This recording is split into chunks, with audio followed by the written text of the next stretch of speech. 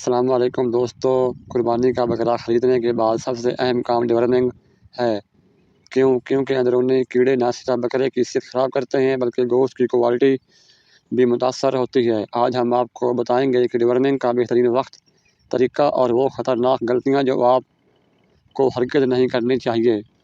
Deworming کیوں ضروری ہے؟ کیڑے بکرے کی صحت کو 3 طریقوں سے تباہ کرتے ہیں۔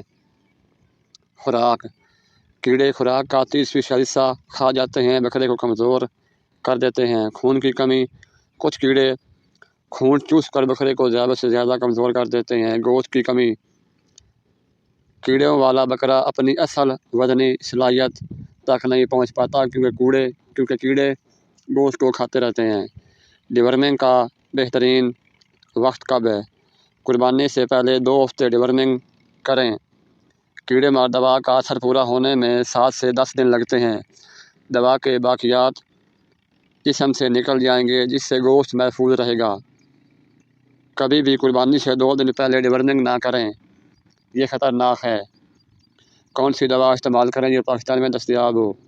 اس میں البینڈازول ہے، ایورمیکٹن ہے، میزان ہے، ٹھنڈر ہے، پانچ ہے۔ یہ کچھ میڈیسن ہے جو آپ کو ڈیورمنگ کے طور پر استعمال کر سکتے ہیں۔ ڈیورمنگ کا صحیح طریقہ: وزن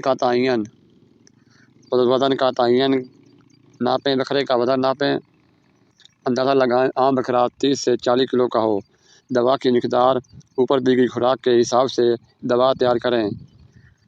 کچھ دوا میں گولیاں ہوتی ہیں، کچھ میں لیکوڈ ہوتا ہے، کچھ میں انجیکشن ہوتا ہے۔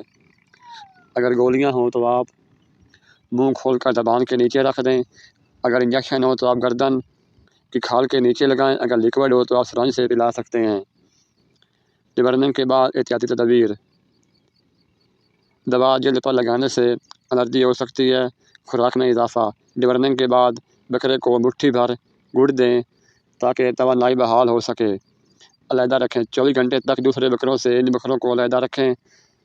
دوا کے بعد تازہ اور صاف پانی پلائیں۔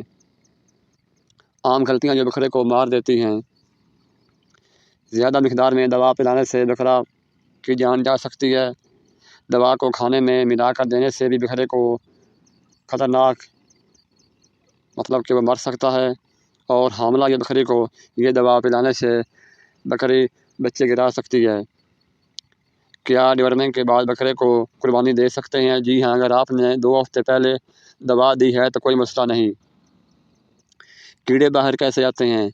3 سے 4 دن میں پکانے کے ساتھ سفید دھاگے نما کیڑے نظر آئیں گے۔